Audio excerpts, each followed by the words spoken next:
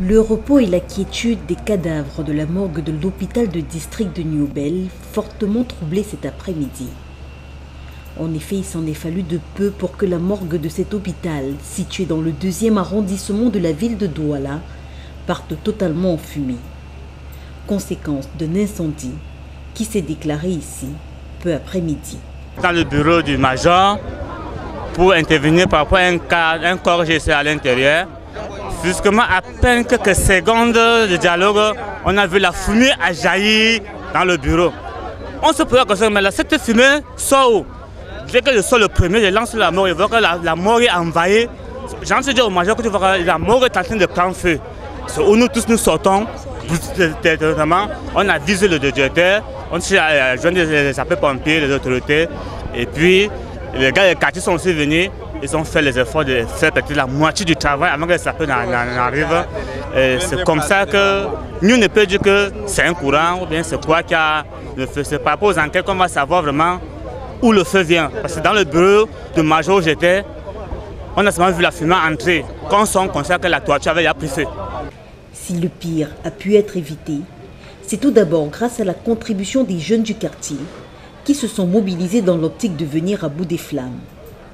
Munis de seaux d'eau et autres tuyaux d'arrosage, ils sont parvenus à maîtriser le feu avant l'arrivée des sapeurs-pompiers. C'est un incendie qui a été là et vous savez que l'incendie, c'est comme un bandit, on ne le prévoit pas.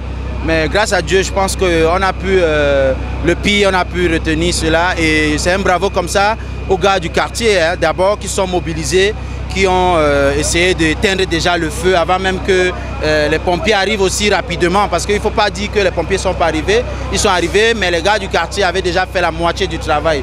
Grâce à Dieu, on n'a pas vraiment eu de gros dégâts. Il y a juste des dégâts matériels, des tôles, des plafonds qui ont été touchés. Mais déjà que les corps et tout ça n'ont pas été touchés, on remercie le Seigneur. Et je pense que les autorités et la mairie vont prendre les choses en charge. Descendu sur le terrain, le préfet du Vouri souligne l'impossibilité d'établir un bilan des dégâts.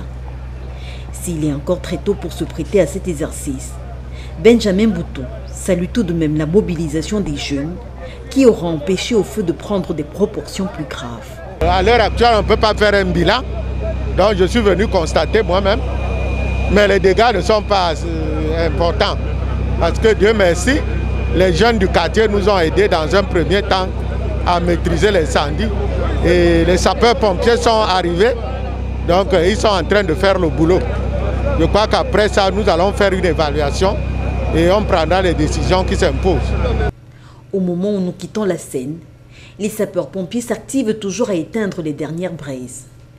Avec tout autour des lieux, une foule de curieux.